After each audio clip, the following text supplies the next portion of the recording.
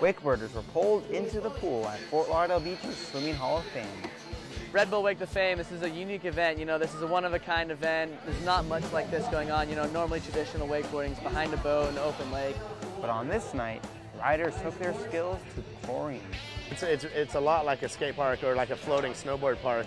Red Bull really is like just push the limits of what you can do from like building rails and like what's capable.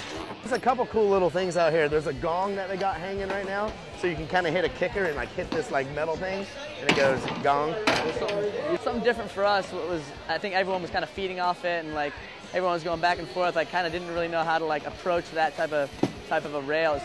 It's not common to see wakeboarders in a swimming pool, but the concept was made possible using a cable towing device known as System 2.0.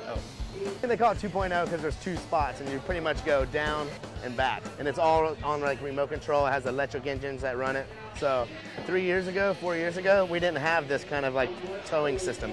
And what it does is it allows you to lift the rope up to where you can build all kind of different rails that you weren't able to do in the past. An electric motor pulls the riders through a course.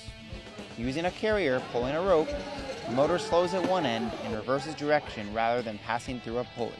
This one here is a straight line system, so there's only two towers, one on either side, and the cable is suspended between the both of them, and one rider can go forward and back, forward and back. Obviously the system can do different things, so if you want to be faster into the quarter pipe, we can juice it up after you get past to the quarter pipe. And the system has other advantages. It just allows the guys to go like so much faster pace to where if you fall behind a boat has to stop, pick you back up, bring you back in. If you fall here, the handle's right back in your hands, and it's a lot more fast paced, which is good for the riders, the judges, and obviously the crowd. Riders were also given a lot of new options for sliding and jumping. We have metal handrails, we have corrugated pipes, you know, we're trying to get into different surfaces now. There's so many different textures, from gongs and sliding that big corrugated pipe. We got a quarter pipe on the end, which has never really been done in wakeboarding at all.